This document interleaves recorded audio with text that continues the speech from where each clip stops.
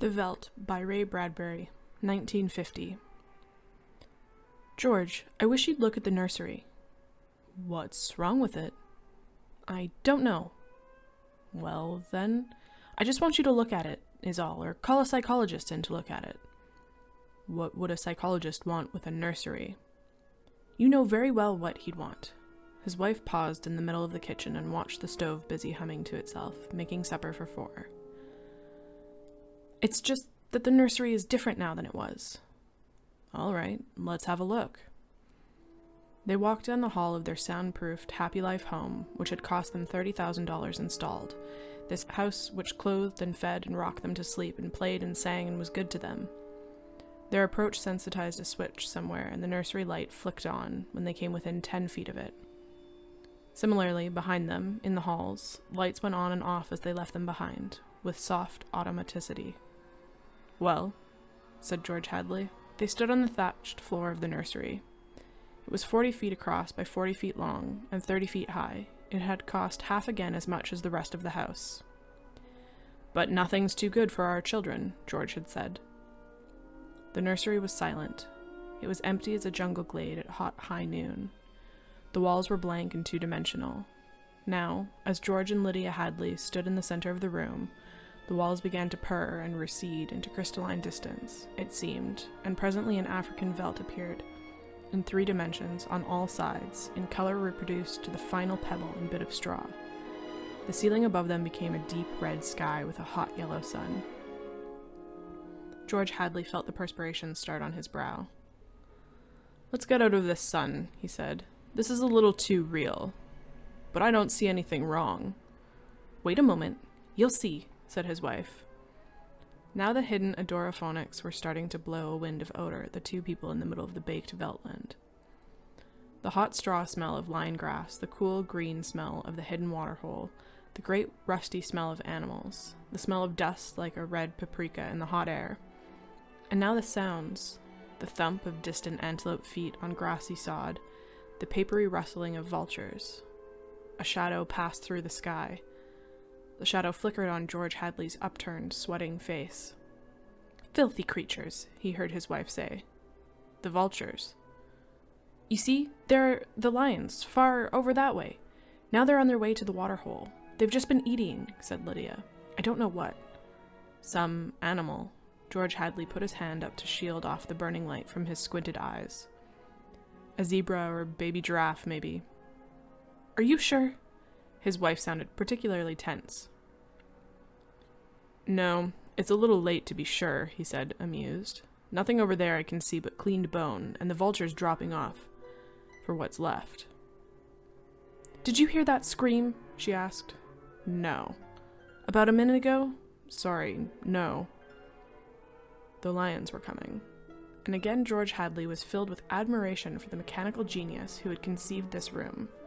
A miracle of efficiency selling for an absurdly low price. Every home should have one. Oh, occasionally they frightened you with their clinical accuracy. They startled you, gave you a twinge, but most of the time, what fun for everyone, not only your own son and daughter, but for yourself when you felt like a quick jaunt to a foreign land, a quick change of scenery. Well, here it was. And here were the lions now, 15 feet away, so real, so feverishly and startlingly real, that you could feel the prickling fur on your hand, and your mouth was stuffed with the dusty upholstery smell of their heated pelts, and the yellow of them was in your eyes like the yellow of an exquisite French tapestry, the yellows of lions and summer grass, and the sound of the matted lion lungs exhaling on the silent noontide, and the smell of meat from the panting, dripping mouths. The lions stood looking at George and Lydia Hadley with terrible green-yellow eyes. "Watch out!" screamed Lydia. The lions came running at them. Lydia bolted and ran. Instinctively, George sprang after her. Outside, in the hall, with the door slammed, he was laughing and she was crying, and they both stood appalled at the other's reaction. "George!" "Lydia, oh my poor sweet Lydia. They almost got us!" "Walls, Lydia. Remember, crystal walls, that's all they were. Oh, they look real, I must admit, Africa in your parlor. But it's all dimensional, super reactionary, super sensitive color film and mental tape film behind glass screens. It's all adoraphonics and sonics, Lydia. Here's my handkerchief." "I'm afraid." She came to him and put her body against him and cried steadily. Did you see? Did you feel? It's too real. Now, Lydia, you've got to tell Wendy and Peter not to read any more on Africa. Of course, he patted her. Promise? Sure. And lock their nursery for a few days until I get my nerves settled. You know how difficult Peter is about that. When I punished him a month ago by locking the nursery for even a few hours, the tantrum he threw. And Wendy, too. They live for the nursery. It's got to be locked. That's all there is to it. All right. Reluctantly, he locked the huge door. You've been working too hard. You need a rest. I don't know, she said, blowing her nose, sitting down in a chair that immediately began to rock and comfort her. Maybe I don't have enough to do. Maybe I have time to think too much. Why don't we shut the whole house off for a few days and take a vacation? You mean you want to fry my eggs for me? Yes, she nodded. And darn my socks? Yes, a frantic, watery-eyed nodding. And sweep the house? Yes. But I thought that's why we bought this house, so we wouldn't have to do anything. That's just it. I feel like I don't belong here. The house is wife and mother now, and nursemaid. Can I compete with an African Veldt? Can I give a bath and scrub the children as efficiently or quickly as the automatic scrub bath can? I cannot. And it isn't just me, it's you. You've been awfully nervous lately. I suppose I have been smoking too much.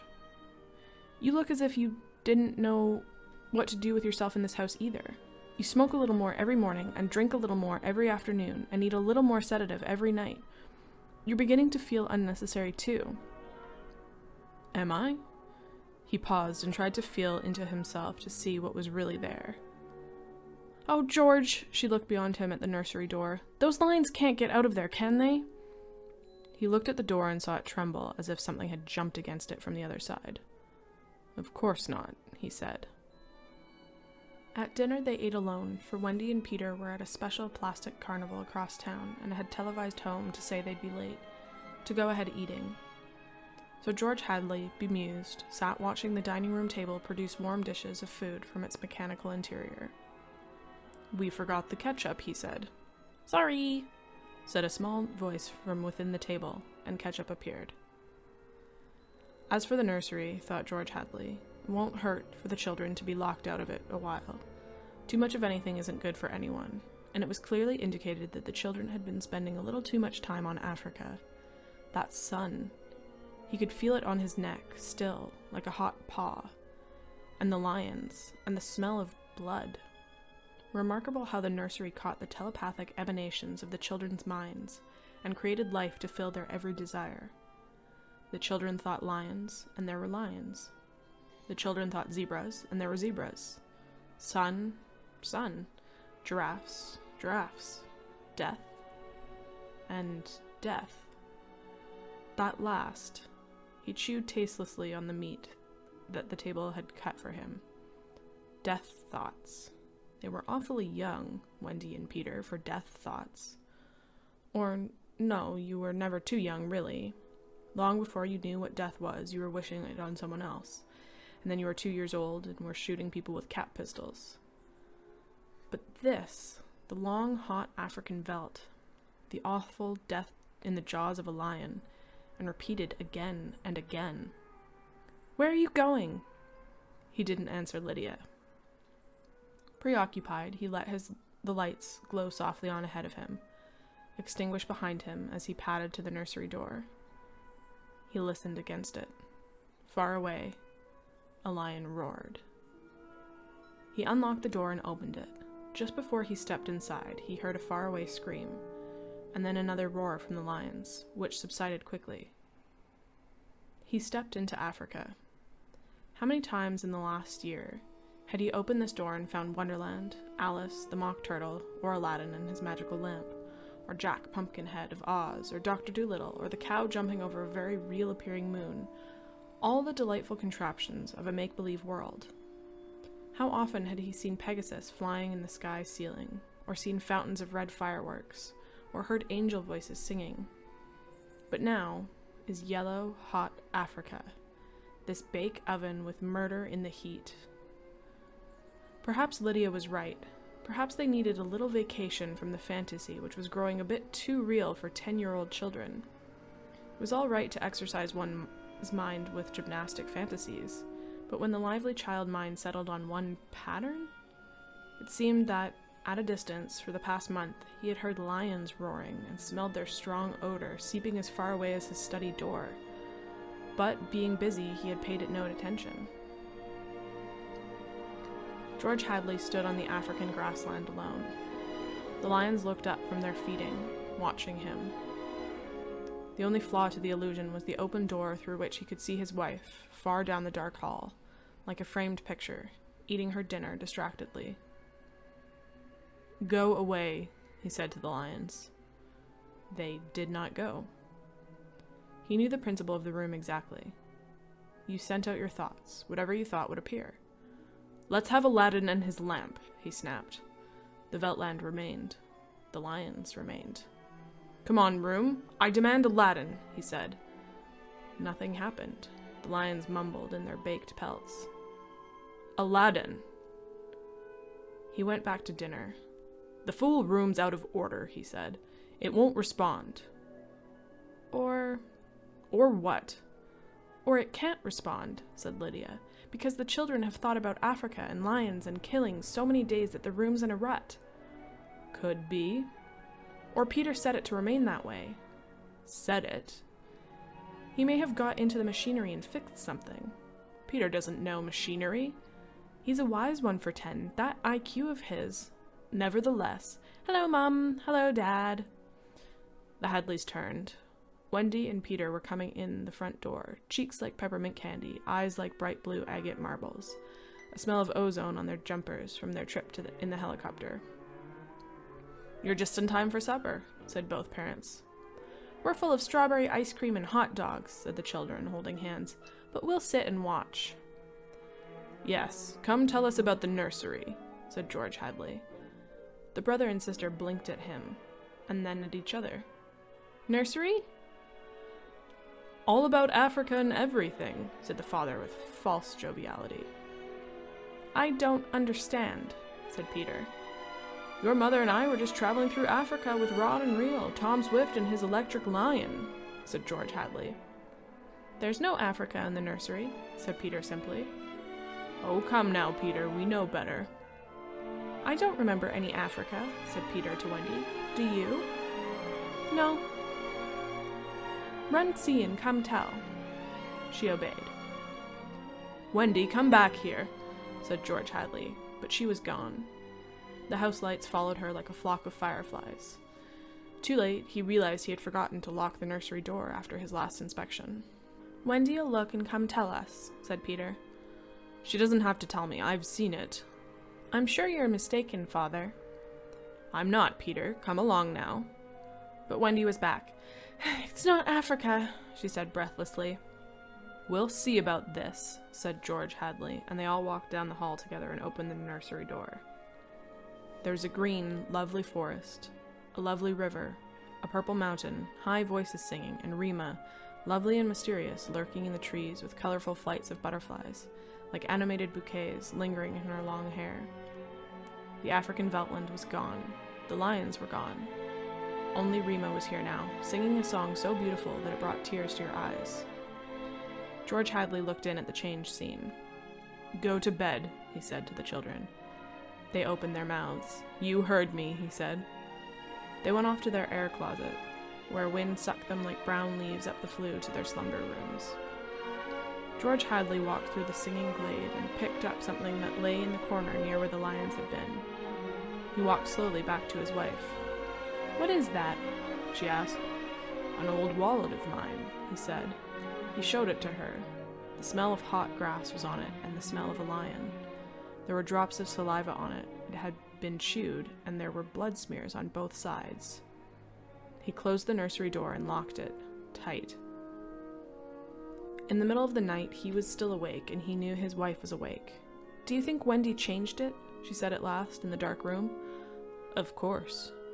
"Made it from a veldt into a forest and put Rima there instead of lions?" "Yes." "Why?" "I don't know, but it's staying locked until I find out." "How did your wallet get there?" I don't know anything, he said, except that I'm beginning to be sorry we bought that room for the children. If children are neurotic at all, a room like that, it's supposed to help them work off their neuroses in a healthful way. I'm starting to wonder. He stared at the ceiling. We've given the children everything they ever wanted. Is this our reward? Secrecy? Disobedience? Who was it who said, children are carpets, they should be stepped on occasionally?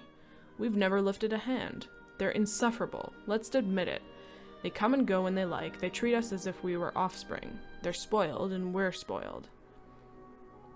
They've been acting funny ever since you forbade them to take the rocket to New York a few months ago. They're not old enough to do that alone, I explained. Nevertheless, I've noticed that they've been decidedly cool towards us since. I think I'll have David McLean come tomorrow morning and have a look at Africa. But it's not Africa now. It's Green Mansion's country in Rima. I have a feeling it'll be Africa again before then. A moment later, they heard the screams. 2 screams. 2 people screaming from downstairs, and then a roar of lions. Wendy and Peter aren't in their rooms, said his wife. He lay in his bed with his beating heart. No, he said. They've broken into the nursery. Those screams, they sound familiar. Do they? Yes, awfully. And although their beds tried very hard, the 2 adults couldn't be rocked to sleep for another hour. A smell of cats was in the night air. Father? Said Peter. Yes. Peter looked at his shoes. He never looked at his father anymore, nor at his mother. You aren't going to lock up the nursery for good, are you? That all depends. On what? Snapped Peter. On you and your sister. If you intersperse this Africa with a little variety, Sweden perhaps, or Denmark or China, I thought we were free to play as we wished. You are, within reasonable bounds. What's wrong with Africa, father? Oh, so now you admit you have been conjuring up Africa, do you? I wouldn't want the nursery locked up, said Peter coldly. Ever. Matter of fact, we're thinking of turning the whole house off for about a month. Live sort of a carefree one-for-all existence. That sounds dreadful. Would I have to tie my own shoes instead of letting the shoe tire do it? And brush my own teeth and comb my hair and give myself a bath? It would be fun for a change, don't you think? No, it would be horrid. I didn't like it when you took out the picture painter last month. That's because I wanted you to learn to paint all by yourself, son. I don't want to do anything but look and listen and smell. What else is there to do? All right, go play in Africa. Will you shut the house off sometime soon? We're considering it. I don't think you'd better consider it any more, father. I won't have any threats from my son. Very well. And Peter strolled off to the nursery. Am I on time? Said David McLean. Breakfast? Asked George Hadley. Thanks, had some. What's the trouble? David, you're a psychologist. I should hope so. Well then, have a look at our nursery. You saw it about a year ago when you dropped by. Did you notice anything peculiar about it then? Can't say I did. The usual violences, a tendency toward a slight paranoia here or there, usual in children because they feel persecuted by parents constantly, but really nothing. They walked down the hall. I locked the nursery up, explained the father, and the children broke back into it during the night. I let them stay there so they could form the patterns for you to see. There was a terrible screaming from the nursery. There it is, said George Hadley. See what you make of it. They walked in on the children without rapping. The screams had faded. The lions were feeding. Run outside a moment, children, said George Hadley. No, don't change the mental combination. Leave the walls as they are. Get. With the children gone, the 2 men stood studying the lions clustered at a distance, eating with great relish whatever it was that they had caught. I wish I knew what it was, said George Hadley. Sometimes I can almost see. Do you think if I brought high-powered binoculars here and... David McLean laughed dryly. Hardly. He turned to study all 4 walls. How long has this been going on? A little over a month. Certainly doesn't feel good. I want facts, not feelings. My dear George, a psychologist never saw a fact in his life. He only hears about feelings, vague things. This doesn't feel good, I tell you. Trust my hunches and my instincts. I have a nose for something bad. This is very bad. My advice to you is to have the whole damn room torn down and your children brought to me every day during the next year for treatment. Is it that bad? I'm afraid so. One of the original uses of these nurseries was so that we could study the patterns left on the walls by the child's mind, study at our leisure, and help the child. In this case, however, the room has become a channel toward destructive thoughts instead of a release away from them. Didn't you sense this before? I sensed only that you had spoiled your children more than most, and now you're letting them down in some way. What way? I wouldn't let them go to New York. What else? I've taken a few machines from the house and threatened them a month ago with closing up the nursery unless they did their homework. I did close it for a few days to show I meant business. Ha ha! Does that mean anything? Everything. Where before they had a Santa Claus, now they have a Scrooge. Children prefer Santas. You've let this room and this house replace you and your wife and your children's affections. This room is their mother and father, far more important in their lives than their real parents. And now you come along and you want to shut it off? No wonder there's hatred there. You can feel it coming out of the sky. Feel that sun. George, you'll have to change your life. Like too many others, you've built it around creature comforts. Why, you'd starve tomorrow if something went wrong in your kitchen. You wouldn't know how to tap an egg. Nevertheless, turn everything off. Start now. It'll take time, but we'll make good children out of bad in a year. Wait and see. Won't the shock be too much for the children, shutting the room up abruptly for good? I don't want them going any deeper into this, that's all. The lions were finished with their red feast. The lions were standing on the edge of the clearing, watching the two men. Now I'm feeling persecuted, said McLean. Let's get out of here. I never have cared for these damn rooms. Makes me nervous. The lions look real, don't they? Said George Hadley. I don't suppose there's any way... What?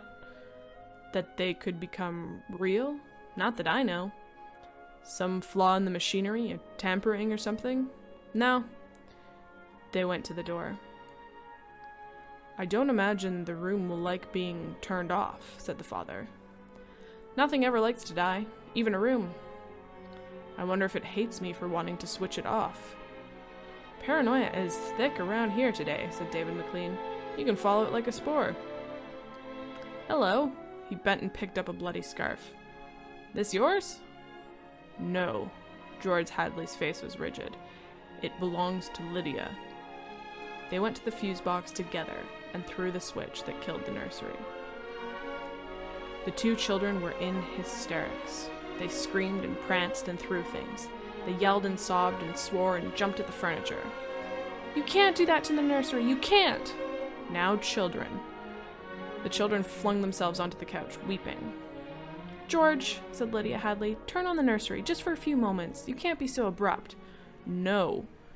You can't be so cruel. Lydia, it's off and it stays off. And the whole damn house dies as of here and now. The more I see of the mess we've put ourselves in, the more it sickens me. We've been contemplating our mechanical, electronic navels for too long. My God, how we need a breath of honest air. And he marched about the house, turning off the voice clocks, the stoves, the heaters, the shoe shiners, the shoelacers, the body scrubbers and swabbers and massagers, and every other machine he could put his hand to. The house was full of dead bodies, it seemed. It felt like a mechanical cemetery. So silent. None of the humming, hidden energy of machines waiting to function at the tap of the button. Don't let them do it, wailed Peter at the ceiling, as if he was talking to the house. The nursery. Don't let Father kill everything, he turned to his father. Oh, I hate you. Insults won't get you anywhere. I wish you were dead. We were for a long while. Now we're going to really start living. Instead of being handled and massaged, we're going to live. Wendy was still crying, and Peter joined her again. Just a moment, just one moment, just another moment of nursery, they wailed. Oh, George, said the wife, it can't hurt. All right, if they'll just shut up. 1 minute, mind you, and then off forever. Daddy, Daddy, Daddy, sang the children, smiling with wet faces. And then we're going on a vacation. David McLean is coming back in half an hour to help us move out and get to the airport. I'm going to dress. You turn the nursery on for a minute, Lydia. Just a minute, mind you. and the three of them went babbling off while he let himself be vacuumed upstairs through the air flue and set about dressing himself. A minute later, Lydia appeared. "I'll be glad when we get away," she sighed. "Did you leave them in the nursery?" "I wanted to dress too. Oh, that horrid Africa. What can they see in it?" "Well, in 5 minutes we'll be on our way to Iowa. Lord, how did we ever get in this house? What prompted us to buy a nightmare? Pride, money, foolishness? I think we'd better get downstairs before those kids get engrossed with those damned beasts again." Just then they heard the children calling, "Daddy, Mommy, come quick, quick!" They went downstairs in the air flue and ran down the hall. The children were nowhere in sight. "Wendy? Peter?" They ran into the nursery. The Veltland was empty, save for the lions waiting, looking at them. "Peter? Wendy?" The door slammed. "Wendy! Peter!" George Hadley and his wife whirled and ran back to the door. "Open the door!" cried George Hadley, trying the knob. "Why, they've locked it from the outside! Peter!" He beat at the door. "Open up!" He heard Peter's voice outside, against the door. "Don't let them switch off the nursery in the house," he was saying. Mr. and Mrs. George Hadley beat at the door. "Now don't be ridiculous, children. It's time to go. Mr. Clean will be here in a minute, and then they heard the sounds. The lions on 3 sides of them, in the yellow Veldt grass, padding through the dry straw, rumbling and roaring in their throats. The lions. Mr. Hadley looked at his wife, and they turned and looked back at the beasts edging slowly forward, crouching, tails stiff. Mr. and Mrs. Hadley screamed, and suddenly they realized why those other screams had sounded familiar. "Well, here I am," said David McLean in the nursery doorway. "Oh, hello." He stared at the 2 children seated in the center of the open glade, eating a little picnic lunch. Beyond them was the waterhole in the yellow Veltland. Above was the hot sun. He began to perspire. "Where are your mother and father?" The children looked up and smiled. "Oh, they'll be here directly." "Good, we must get going." At a distance, Mr. McLean saw the lions fighting and clawing, and then quieting down to feed in silence under the shady trees. He squinted at the lions with his hand tipped to his eyes. Now the lions were done feeding. They moved to the waterhole to drink. A shadow flickered over Mr. McLean's hot face. Many shadows flickered. The vultures were dropping down the blazing sky. "A cup of tea?" asked Wendy in the silence.